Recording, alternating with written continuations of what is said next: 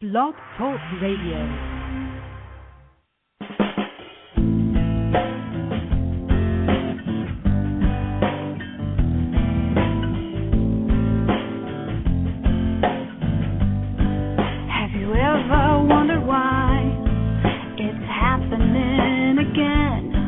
Welcome to MindShifters Radio with your co-host, the Forgiveness Doctor, Dr. Michael Ryce, and his wife, Jeanie. Michael and Jeanie share with you the wisdom of the ancient Aramaic internal process of forgiveness. They offer tools and support 5 days a week from 2 to 3 p.m. Eastern Standard Time. They will support you in building a solid foundation within yourself to live in pure love. In Aramaic, Rahma. Michael is the author of Why Is This Happening to Me Again? For more information on Michael and Jeanie, please visit www.whyagain.com. And now your co-host, the Forgiveness Doctor, Dr. Michael and Jeanie Ryce. And the truth that is rooted within me.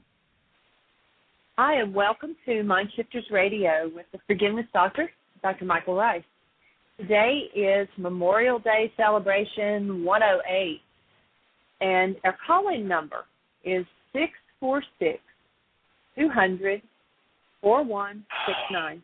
We would love to hear from you. Give us a call. Hi, Michael. Hey, sweetie.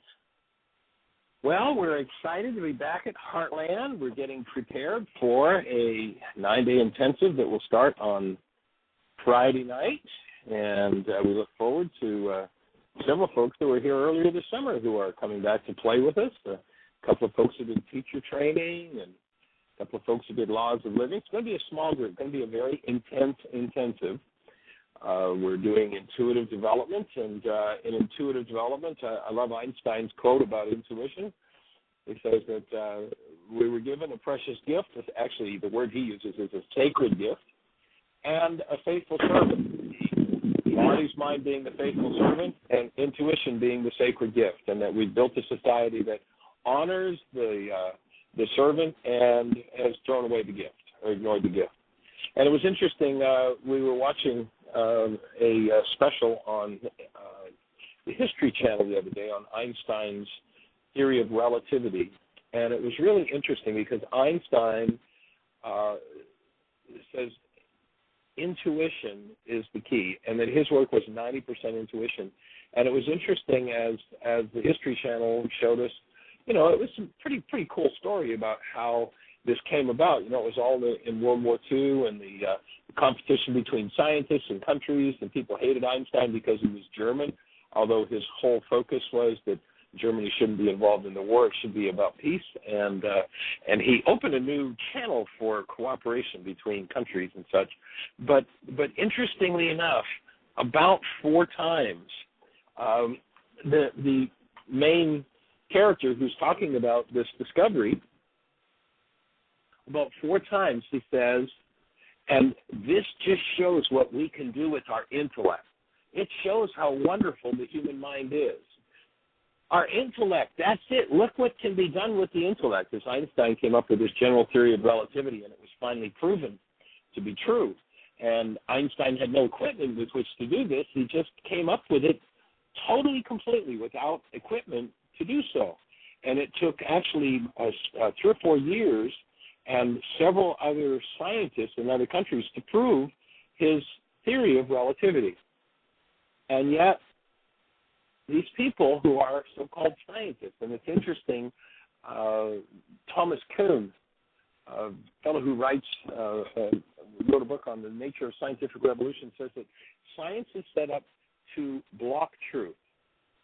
And the guy who did the announcing is a pretty cool guy, he's an Oriental fellow, and very, very nice presentation. But the whole story is all about the intellect. And folks, it's a lie. It's a fraud. If you rely on your intellect, if you rely on reason, he uses the word reason, intellect, the mind, over and over and over again. If you rely on that, you're in trouble. There's a much higher source to go to. Einstein says it's intuition. 90% of his work was there.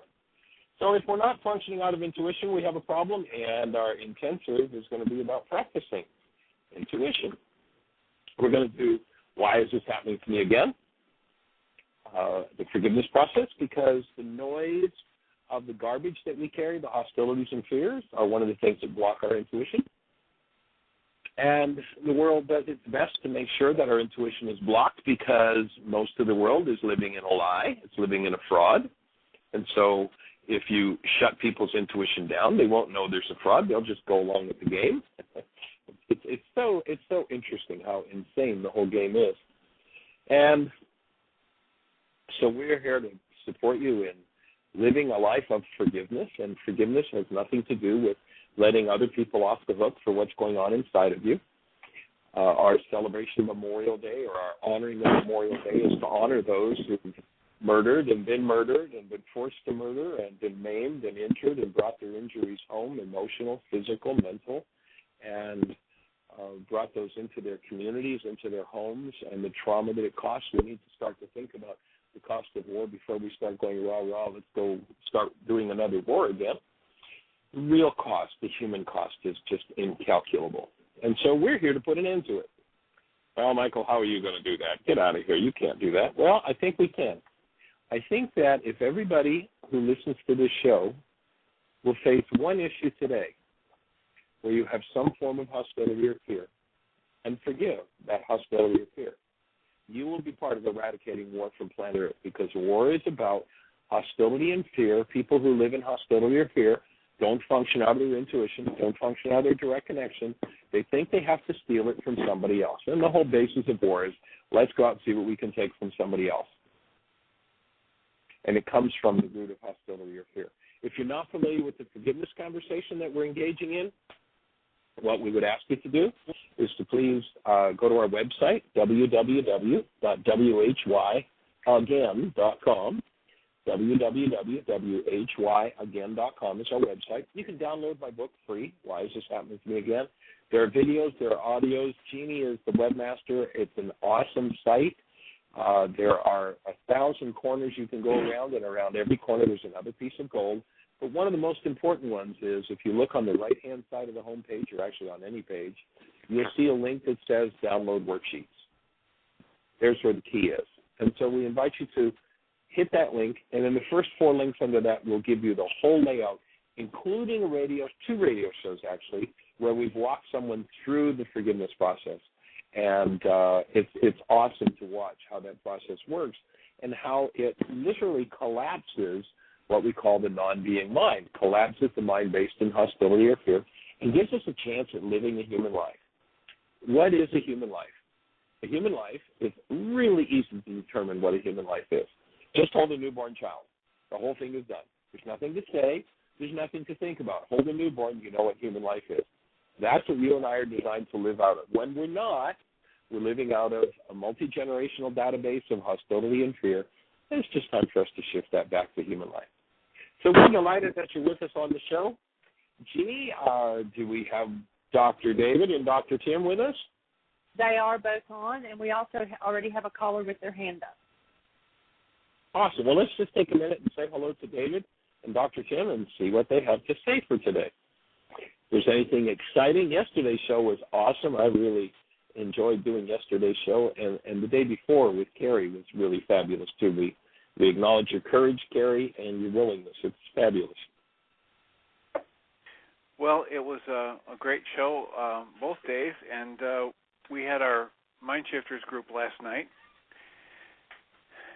and had a wonderful evening, and somebody did a worksheet and had a major breakthrough, and so the tools continue to work and make a big difference in people's lives, and it's an honor to be on the team. Well, you know, I have been doing this work now for close to 40 years, and specifically working with the forgiveness process for the last 25. That worksheet's been in development for better than 25 years. And it just so amazingly amazes me. It sounds like a little bit of a weird way to say it, but it just always amazes me how, when you use the forgiveness process and collapse the mind's projections, how the mind will show you what the root of the problem is. And I'm actually thinking about, when we were out in Las Vegas, there's a fellow who about 10 years ago, came to Heartland for a brief time. He took up my book. He'd been in therapy with a psychiatrist for, I forget now how long, for 25, 28 years, 30, I don't remember now. But he simply read my book. And when he read my book, he just totally shifted his life around. He wrote a letter to his psychiatrist. I'm actually searching for it on my computer right now, explaining to his psychiatrist the effect of that the forgiveness process had on him.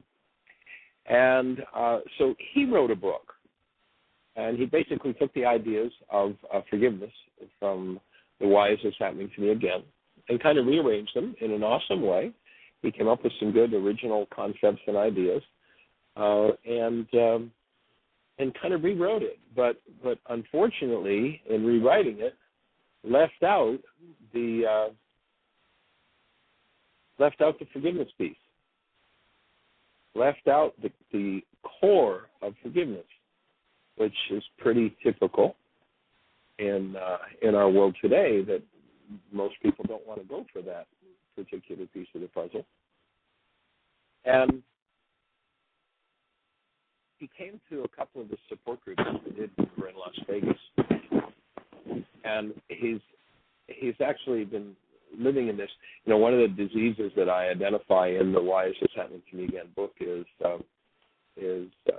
premature positive thinking. And when he rewrote it, he kind of just went into the positive thinking mode. And, you know, his life improved. He changed it through forgiveness, and then his life really made some shifts using the forgiveness process. And then he went to the positive thinking mode, wrote a book that basically came out to positive thinking. And he came to one of the workshops back about 2 months ago in Las Vegas. And after the support group one night, he came to me and said, "Oh my God, my whole life I've been living a lie. I've got all this stuff in here that I see now, and I don't want to deal with it. I don't want to look at it." And as he spoke of that, up came his resistance. And the next day when I spoke to him, he totally and completely ignored or forgot that he had this insight into a deeper part of his mind where he was just not living the truth. And I actually spoke to him. The reason I'm speaking about this now is when I was driving back from Chicago, I talked to him. And it's like that conversation where in that moment where he did the worksheet and saw the hidden part of his mind, he totally and completely was able to ignore that hidden part of his mind. And it's just amazing how that game happens. When we live in the little tip of the iceberg called conscious thought, or what Einstein calls a rational mind, and we leave out of the equation all the things that impact our feelings, our thoughts, our behaviors that are at the unconscious level. And in the Aramaic language, this was so well understood 2,000 years ago that they actually had a suffix that they added to a word, and they added this suffix, which is O-O-T-A, uta, to a word. It indicated that an unconscious part of the mind was determining perception and behavior. I mean, it's amazing what was understood, and they knew exactly how to get to that hidden part. And for most people, it's so intolerable to look there that they shut it down and go the other way, unless they say, okay, I got it, I'm going to pick up the tools, and piece by piece, I'm going to chop away at this insane part of my mind. And what's the insane part of the mind? Anything that's unlike love. You know, I forget who the artist was, but there was an artist who was acknowledged for how awesome his statues were. And they asked him how he did that. And he said, well, I just take the piece of marble, and I envision what I want it to look like, and I cut away everything that isn't part of what I want it to look like. If you want your life to look like a human life, that is the awesome active presence of love, you've got to start cutting away everything that doesn't look like a human life. And until you do, sadly, it's going to look like a non-human life. And that's where most people live, is in that the hostility and fear governing their lives and unable to look at what goes on under the surface. Any thoughts about that as a psychologist, Dr. Tim? For those who don't know Dr. Tim, we actually haven't introduced him in a while. Dr. Tim is a psychologist in the big city of Crystal Lake, just outside of Chicago, and he works with clients using these tools and moving through and out of the insane parts of the mind. Any thoughts on that unconscious dynamic, Tim, and anything to share with us? Well, the thoughts are all reflective of what you've already said. You quote in some of your lectures Carl Jung, who was one of the more prominent psychoanalytic psychiatrists. And Jung talks about the shadow a lot and the hidden part of the mind that has all of the negative desires in it. And he talks about how you can't get to the light by just imagining bright thoughts and happiness. You have to go in and uncover all of the negative thoughts that you're holding in the unconscious. And earlier today I was listening to a talk by Bruce Lipton, who was talking about the millions of times more powerful, how the unconscious mind is many millions of times more powerful than the conscious mind. And because it's always working, it's always active, and we don't get to see most of its content, that means we're participating in and then denying and suppressing from our awareness negative thoughts, negative feelings, negative beliefs about ourselves all day, every day. And if we, there are two things about this. One is, if you think you're going to go at your unconscious mind and beat it with your conscious mind when your conscious mind isn't even a one millionth as strong, you're wrong. And the second thing is, if you get frustrated and say you want to give up, you can give up because most of the culture has. But you're going to get what most of the culture has gotten. Just look around you and you'll see. You'll get gossip and you'll get bitterness and you'll get wars and you'll get fights and road rage and you'll get depression. You'll just get more of that in your life. If you say, I'm tired of this, shouldn't it be over, I don't want to do this work anymore, that's your choice. But when you choose that, you're going to get what everybody else has always gotten when they've taken that path. And if you want a little bit more light, a little bit more love, a little bit more compassion, a little bit more joy, a little bit more gratitude, and genuine appreciation for what you do have, you can get it by doing this work. So there's the piece about needing to cancel the goals in every worksheet process, and that's critically important. But there's the other piece about needing to ask for assistance from that part of you that's been given to you that is unconscious until you ask for it to be activated. And you just can't do it alone, and you can't figure it out with your conscious mind. And I've been telling people for, long before I started working with your tools, Michael, that I'm assuming that they're not sick, crazy, stupid, lazy, and they don't enjoy pain. And so what that means is everything they're doing in their life, they've got really good reasons for doing it, even if it leads to something that's painful and unhappy. And even if they don't know what those reasons are, because those reasons can often are located in the unconscious. So getting to all of that extra material is the key, and asking for help in getting to it and processing it in your reality management worksheet is just, absolutely necessary to be able to have success. And so those would be my comments. Yeah. I just, my computer, I finally found this letter that I was talking about, and this letter actually goes back to the mid-'90s. And here's this gentleman who, as I said, in the workshop a few weeks ago in Las Vegas, said, "Oh, my God, I'm living a fraud," and the next day totally forgot about it. But here's his letter. He's writing to his psychiatrist, and it's to his psychiatrist of 35 years. "Dear Dr. L.D., enclosed is a book whose tools I've been using and studying for 2 months. If I had had access to its information 35 years ago, it would have enabled me to have shifted and healed my life. At age 60, I did not believe it was possible for me to change my basic human condition. As you know, after 35 years of treatment, 2 to 4 times a week, I've been chronically depressed all my life.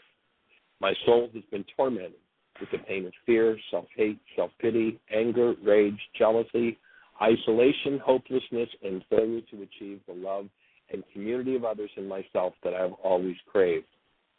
The understanding that my thoughts cause my feelings and that I can change my thoughts is the most important discovery that I have ever made, and it is the most rewarding and delightful journey that I ever could imagine.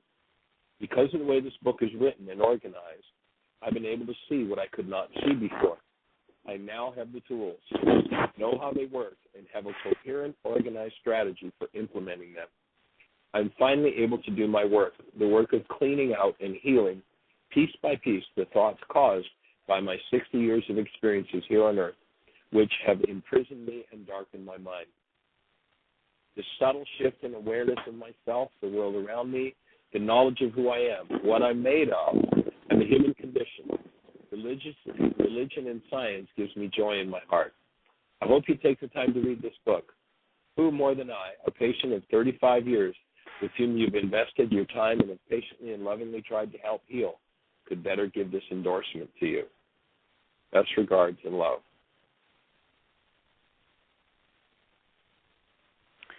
That's 35 years, powerful. 2 to 4 times a week. Yeah. 35 years, 2 to 4 times a week. And as I say, he went on and he wrote a book based on my book. Totally forgot to put the forgiveness piece in. It's mind-boggling. There are actually a couple of books out there, people who've taken my work, and one gentleman in particular who's become fairly well known for his forgiveness work, took the worksheet straight out of Why Is This Happening to Me Again? In the first edition of his book, he didn't even acknowledge where he got the worksheet. But once again, left the forgiveness piece out, left the core of forgiveness out, because it's so counterintuitive. It's, until you really understand it. And I've got to say that it's only the last couple of years that I've really, myself, in working with this, for specifically the Aramaic forgiveness process, for a little better than 25 years. It's just the last couple of years, 3 years maybe, that I've really started to comprehend why it works so powerfully and am able to explain it.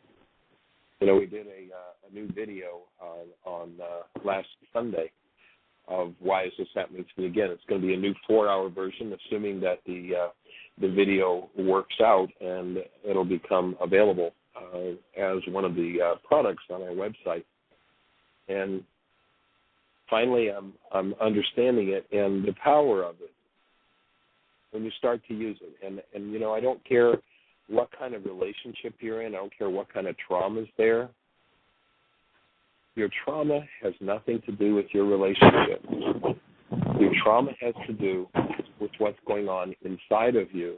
And when we learn this, the power of this, what we'll call the non-being mind or the replicate mind, to just repeat the dynamics of the previous generations. If you look back at your previous generation and you see the hostility, the fear, the comments that are made by one spouse to another, the separation that occurs, the pain, the depression, the leaving, know that that's what's running your life. And that's what you will tend to replicate in your relationships. The ongoing committed use of the tools is what will change that, as this gentleman says in his letter, an organized strategy for implementing it. But it's got to be a long-term organized strategy. It's not something you do. This gentleman wrote this letter after 2 months of really doing the work and then kind of reorganizing his mind, leaving the forgiveness piece out and going on. And, it's an ongoing, if people say, well, gee, does that mean I'm going to do this forever? Yeah, if you're going to clean up 1,000 generations of your bloodline, if you're going to clean up the power person dynamics in your life, yeah, it's going to be an ongoing daily process. And after a time of doing that, you're going to find the benefits are enormous, and the process still goes on.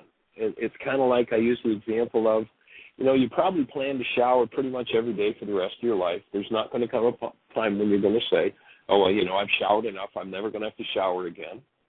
But it's interesting that people go, I live in a world of insanity. I come from a world of insane people. And what do I define? What in this work do we define as insanity? Insanity is the lack of the active presence of a human life, the lack of the active presence of love. That's insane. And I don't care what you watch on television. Rare will you see something sane there, something where there is the actual presence of a human life. And whatever your workplace is, there are rare places where human life really, truly shows up. Now, if we've come from family systems where that happens, of course, we can all play the game of, oh, well, I come from one of those. There were lots of loving words. Yeah, but, did somebody approve of going and picking up a gun to kill somebody if somebody else said it's time for us to go kill? If you did, then, excuse me, human life wasn't there. That isn't where it comes from. Yeshua gives this awesome example of what a human life does. And it's a tough standard. He says, in essence, if you do the work I'm telling you to do, you will love those who hate you. You will do good to those who despitefully use you. There is no one in your world that you will harbor hostility or fear toward. Pretty high standard. Not a work for wimps. But, here we are. This is what we're here to do.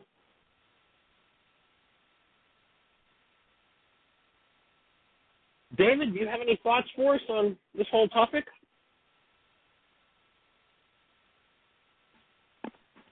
Is the caller still there? Michael, is the caller still there? Oh, yeah, we did. Oh, gee, that's right. We've got a caller. Let's go for our caller. I apologize. I just got into this topic. And please, Jeanie, would you link our caller in? Yes, and we actually, it's an Oregon area code, and we have several people online from that area code. So it's area code 541, and then the next three numbers is 261. So you're on the air. 261, Thank welcome. you. Hi. Hi. It's Julie. That sounds like first Julie. of all, Hey, young lady. Hi.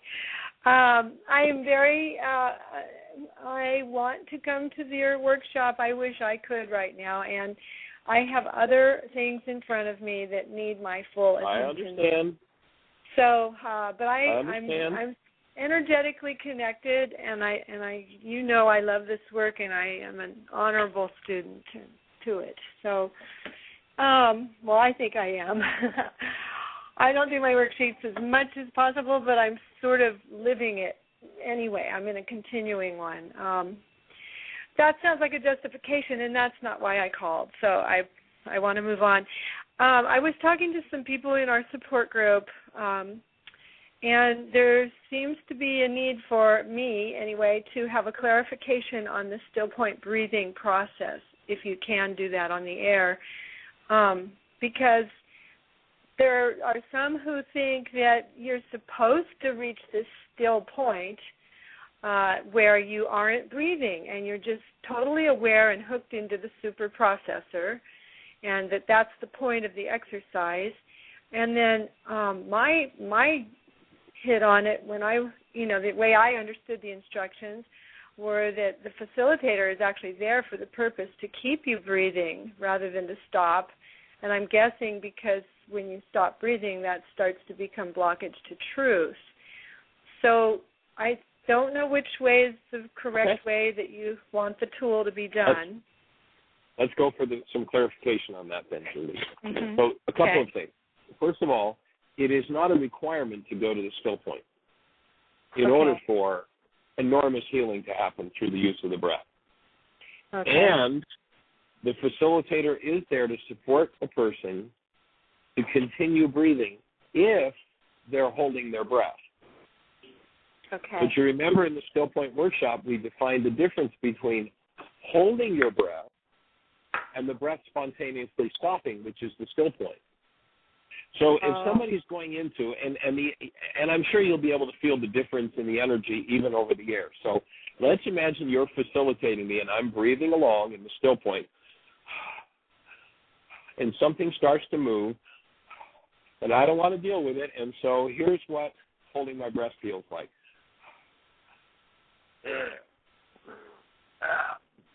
You get that energy? Mm-hmm. Tightening, holding on, locking down. So as a facilitator, you want to be support in helping that person to continue the breath moving in that situation. Then here's the energy of moving into a still point. I'm breathing along.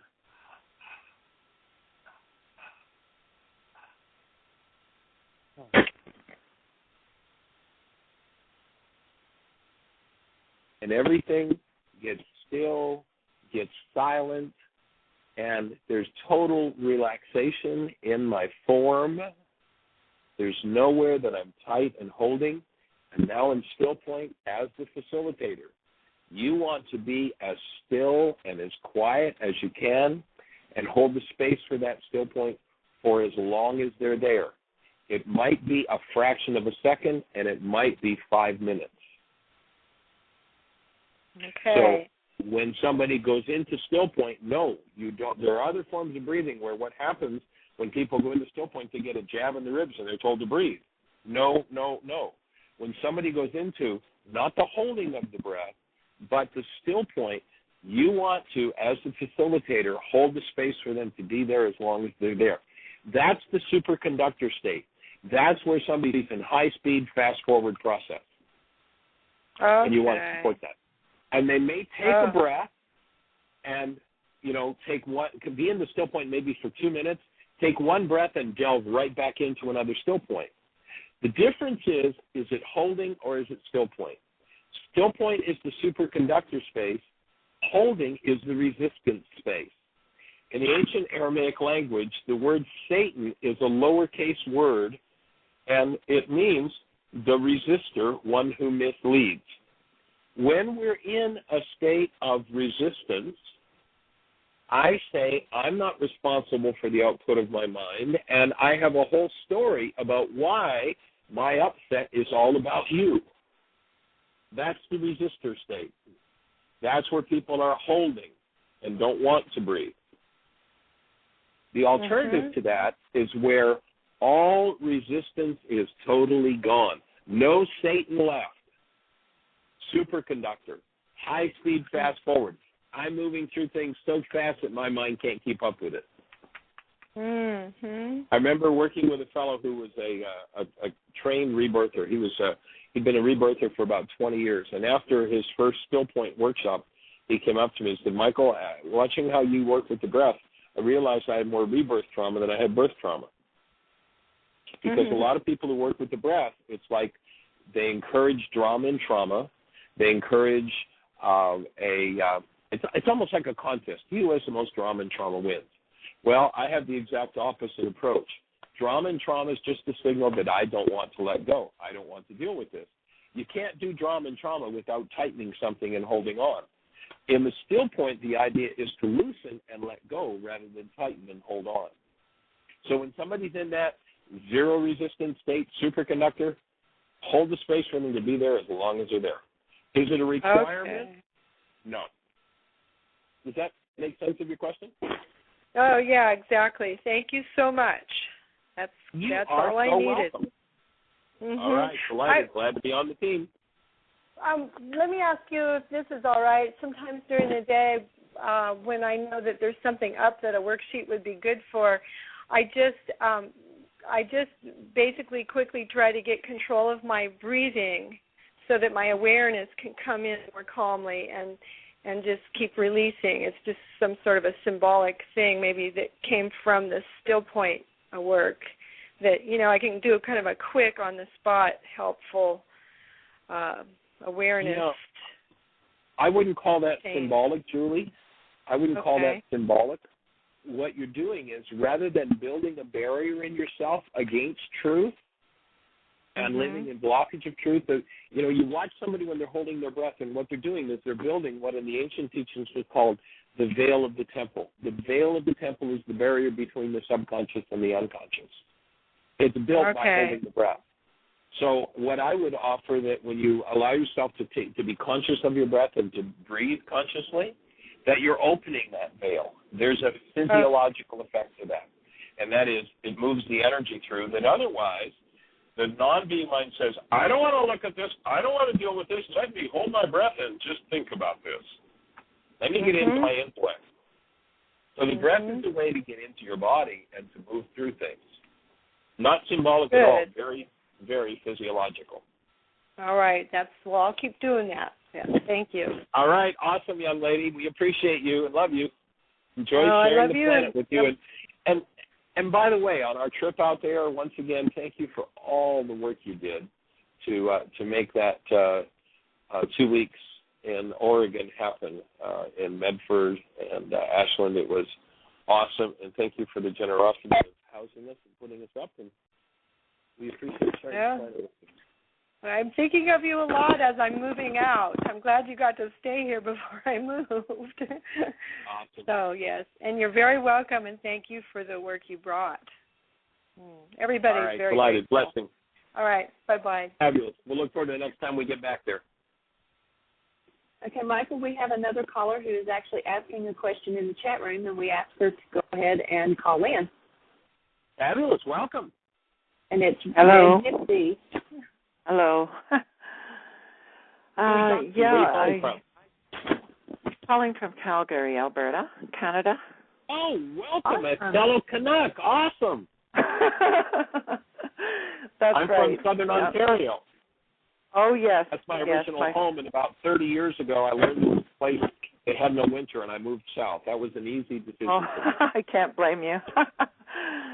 That's for So sure. welcome. Yeah, well, I've been in a long healing process here, and I've reached a point now where, like, I've been stuck for a little while, and in moving forward in my life, and I realized too that sometimes the more I try to get out of stuck, the more stuck I get.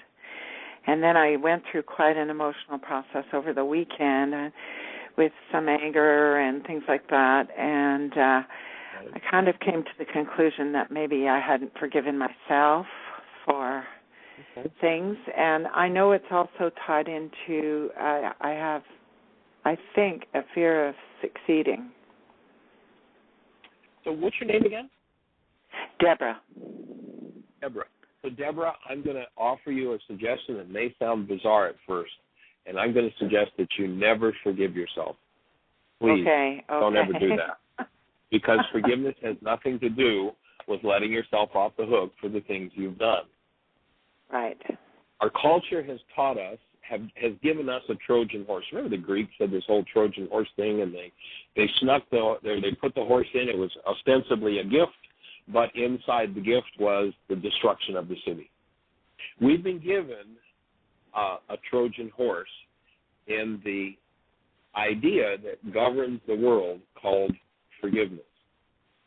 We've been offered what looked like a gift, you know, and here's how it goes.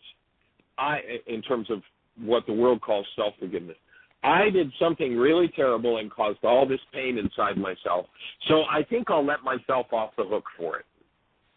Or when it's applied to someone else, you know, you did this really terrible thing that caused all this pain inside of me, but I'll tell you what, I'm going to be big about it. I'm going to forgive you. Now notice, in both of those forms of so-called forgiveness, letting them or myself off the hook, I have done nothing to address the root and the source of the pain in me. I've done nothing to remove the pain from me. So when we do the Trojan horse forgiveness, I'm letting myself or somebody else off the hook. Number one, focusing is a creative act. I had to focus on my pain in order to be able to say, I'm going to let you or myself off the hook. What did I just do by focusing on that pain? I just increased it. I just amplified it. Mm-hmm. So here's the forgiveness process. The forgiveness process has nothing to do with letting yourself or somebody off the hook. It's a huge shift to make from what the world teaches. But forgiveness, if let's say, you mentioned anger and you mentioned stuff about yourself and self-forgiveness. So if I'm angry with myself, that means that underneath my anger, I have pain.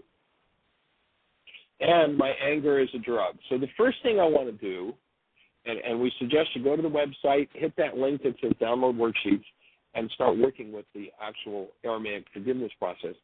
So in that situation, my first worksheet would be around how am I going to remove my anger from myself? Nobody told us that forgiveness was about removing content from your mind. It isn't about letting somebody else off the hook because that content is there. So once I work through and forgive my anger, then what's going to happen is I'm going to get in touch with the root of my pain.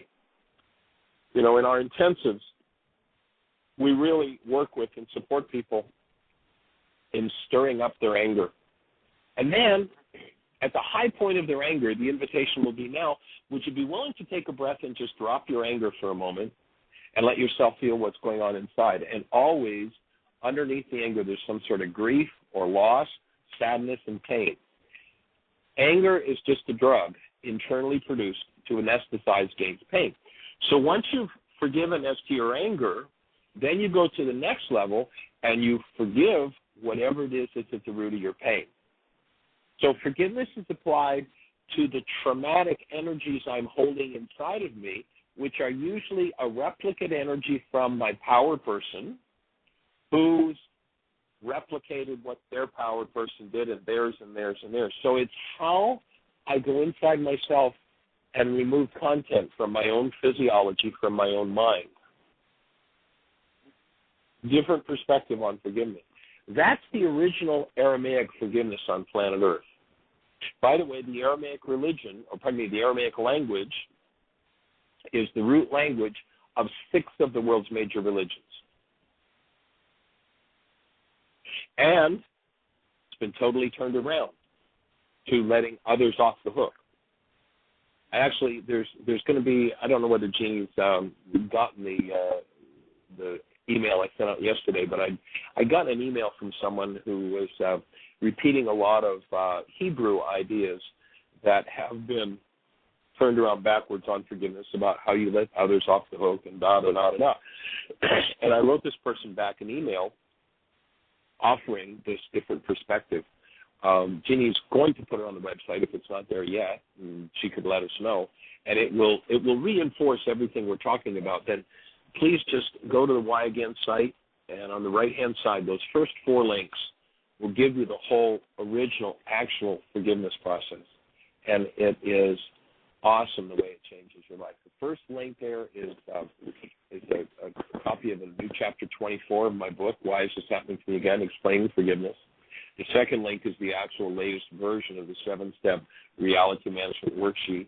The third link is a really fabulous radio show. We had a woman that called in a few weeks ago who was so courageous. She was a medical doctor and was having a problem with alcohol. She just laid her life right out in the line. And in just one radio show, and there's an MP3 of it, it's the third link on that list under download worksheets. You can listen to us walk her through that 7-step process. And her work is just awesome. It's one of the most powerful worksheets I've ever seen.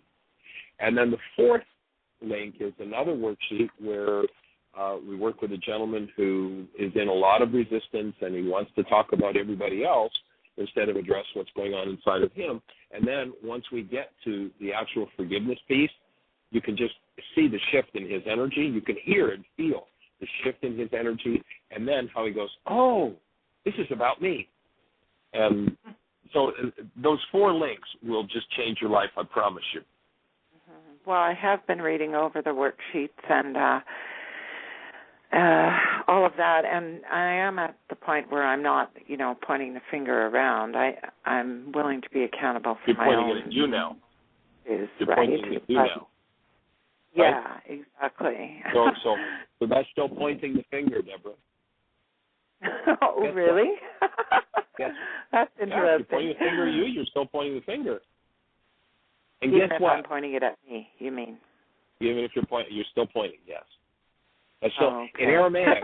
In Aramaic, you are your own neighbor.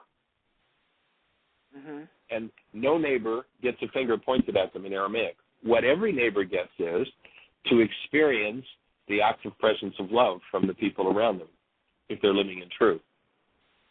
So where you have self-blame and you're pointing your finger at yourself, mm-hmm. Forgiveness will remove that dynamic. Guess what? You are innocent. Guess what? You started out as the awesome presence of a human life. Somebody took you from your mother's womb and held you and went, what an awesome presence of love. That's the only thing that's true about you, Deborah, is that.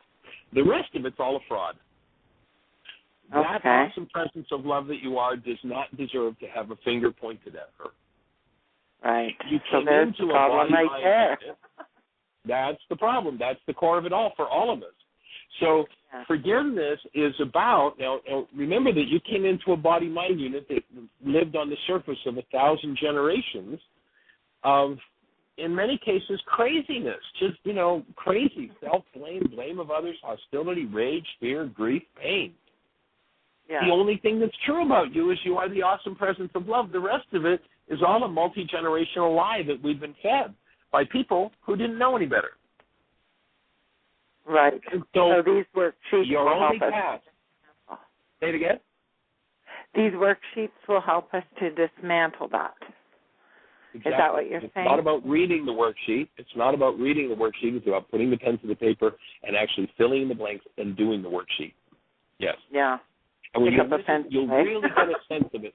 When you click and download that MP3, that third link, you'll really get a sense of how powerful it is. I mean, this woman acknowledges straight up. At one point, somebody actually, another medical doctor had her license removed for healing a child using nutrition, healing a child of cancer. And the oncologist, who, of course, was being paid megabucks for keeping this kid on whatever drugs they had him on, was very disgruntled because there was no money left and took her license away 20 years ago. And in that worksheet, she shares how she literally visualized herself taking a gun and killing him. Mm-hmm. That's one of the things she works through in this 1-hour MP3 out of that workshop, out of that video, or pardon me, that audio. Okay. When you start to do that, you will remove every generation of hostility and fear that never belonged. Now, it's not a Dr. Feelgood process. I don't know if you were on the show, right? Have you been on the show from the beginning of it today? From the beginning, yes. And I do pop into the show as often as I can. Awesome.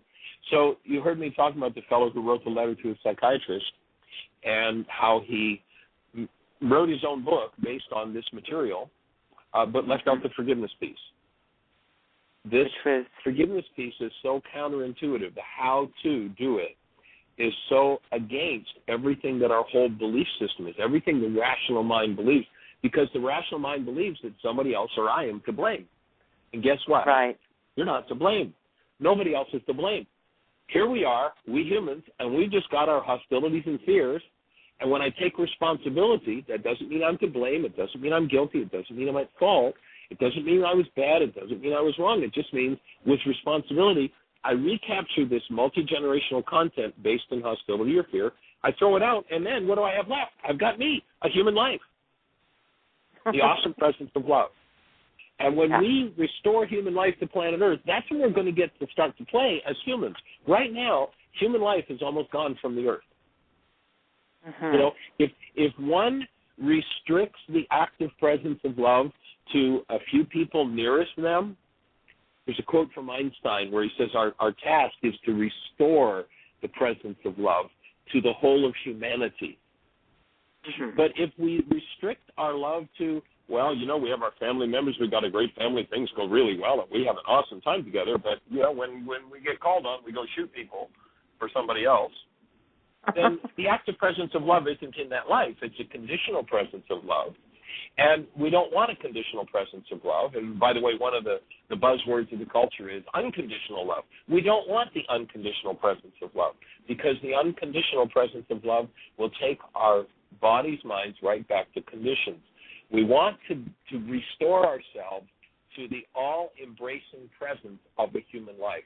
And that human life embraces all, including the so-called enemy, including the person that we say is the problem, whether it's self or others. And fortunately, whatever you've gone through, whatever has happened to you, or whatever, if you have terrible things you've done, or the terrible things you think you've done, none of that has ever touched the energy of your pure being. You, human being, love, still remain fully intact. Your mind just hasn't caught on yet. And as you do the forgiveness process, your mind will catch on and go, oh, that's what a human life is. Okay, I can go for that. Yeah. So when you're doing and you will it, be restored to sanity. Are you processing a lot of emotions then? Absolutely. Yes, ma'am. Right. And what we define in this work, how I define processing is the ability to keep your human life, conscious, active, present love, present in your body's mind when something less than love comes up. If you can't do that for yourself, because, of course, you have these beliefs about how I'm this or they're that or whatever, then you want to have somebody to support you. And that's where we suggest that you build a support group around you. Order the videos off the website, start showing them to your neighbors. There's this awesome African proverb that says, if you want to go quickly, go alone. If you want to go far, go together. You want to go far? You got to create yourself a group, a support group of people who are living the tools, so that when one of your deepest, most cherished beliefs of rage or fear comes up, you're going to have some, and when it comes up, you so believe it, you've been believing it for so many generations, you go, well, this has got to be true, that you'll have somebody in your support group, and, we can ask Dr. Tim about this. He just did a support group last night. Maybe he have an example to share. There's going to be somebody there who's going to be living in their human lives, actively holding love present, and they're going to shine the presence of that love in your mind. And the hostility or fear that you believe in so deeply is simply going to dissolve. That's why it takes the support team to do this. Well, the lady who's been working with me, I showed her your website and all your worksheets, and she felt that it was one of the best things she'd seen in a really long time. So she's totally in agreement with it. So I do have a small group of that's a support group where we've been working through a lot of things together, Awesome. So I introduced your worksheets to them, and they thought it was quite good, although we haven't worked on any of it together, Well, I have never presented in Calgary. I would love to. We accept invitations to go anywhere on the planet we're invited. Basically, when we're going to do a tour, we look at where we have the most call for the work. We pay our own expenses, and the workshops are free. So I'd love to come play in Calgary. Never been there. Well, you'd have fun. Listen, I'll ask around, and I'll do some groundwork for you and just see if there's enough interest. There are a few venues that might work here. Fabulous. Tim, and, we oftentimes present in religious science centers or Center for Spiritual Living, unity centers, universities. And there's a new workshop space that's opened in connection with a bookstore nearby here, which is bringing in a lot of different things too. So, I'll check around for you and I'll contact you if it looks like there might be some interest. Fabulous. We've just got a few minutes left, but I'd like to ask Dr. Tim, there's a support group that about 6 years ago David started, and then David moved to Heartland, so Dr. Tim took over that support group, and for the last 5+ years. Tim, do you have a comment on what you see happening in the support group, something that would inspire us to say, okay, I'm ready to do whatever it takes to create a support group? Well, I think the biggest single thing is that the power of like-minded people who are willing to hold that space of love. Last night, for instance, a woman came in and she'd been probably 5 years ago. She'd been to one of your lectures up here, and then she came 2 or 3 times, and then she's been absent for the better part of 4 years probably. And somebody talked to her, and she decided to come to the meeting last night. And at the end of the meeting, when we were doing a worksheet, all of a sudden she just started shaking and crying.